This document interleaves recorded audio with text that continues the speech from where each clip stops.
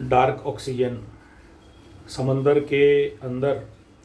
600 metre या 6000 metre या feet के नीचे कुछ वैज्ञानिकों का मतानुसार ऐसा मॉड्यूल, ऐसा मेटल कंपोनेंट मिला है जिसमें से निरंतर ऑक्सीजन निकलता है और वो कोबाल्ट और कई प्रकार के धातुओं का मिश्रित एक प्रकार का धातु है, जिसको निकालने के लिए कई प्रकार के देश, मुख्यतः भारत, चाइना, अमेरिका लगे हुए हैं और वो सामुद्रिक इकोसिस्टम के लिए बहुत बड़ा विपद का परिस्थिति है।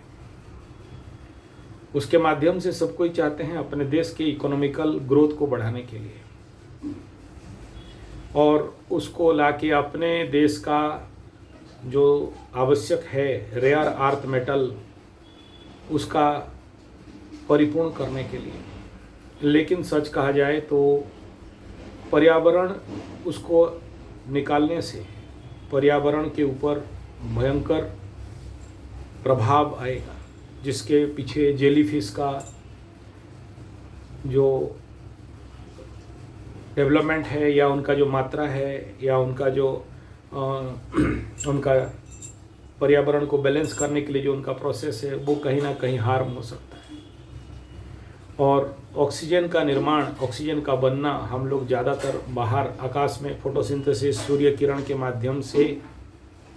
पत्ता ऑक्सीजन पेड़ के द्वारा होता है। लेकिन ये एक चमत्कार है जो अभी तक वैज्ञानिक लोग ढूंढ के नहीं निकाल पाए कि उसमें ऐसा क्या है जो समंदर के इतने गहराई में, काली अंधेरे में समंदर सूर्य का किरण नहीं पहुंच पा रहा है, लेकिन ऑक्सीजन का निर्माण कैसे हो रहा है। तो ऐसा रेयर अर्थ मेटल जो समंदर के गहराई में है उसको अगर निकाला जाता है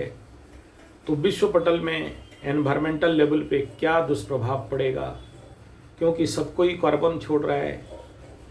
कार्बन एमिशन कर रहा है, गाड़ी चला रहा है, धुआं दे रहा है, फैक्ट्री चला रहा है, लेकिन ऑक्सीजन बनाने वाला एक जगह जिसको अगर डिस्टर्ब कर दिया जाता है तो संभव तो हो सकता है पर्यावरण के ऊपर बहुत भारी प्रभाव आएगा। इसलिए ये बहुत ज़रूरी है कि कैसे धरती में ऑक्सीजन का मात्रा बढ़े और कार्बन का मात्रा घटे और प्राकृतिक पर्यावरण को हम लोग डिस्टर्ब नहीं करें। ये सजग पृथ्वी में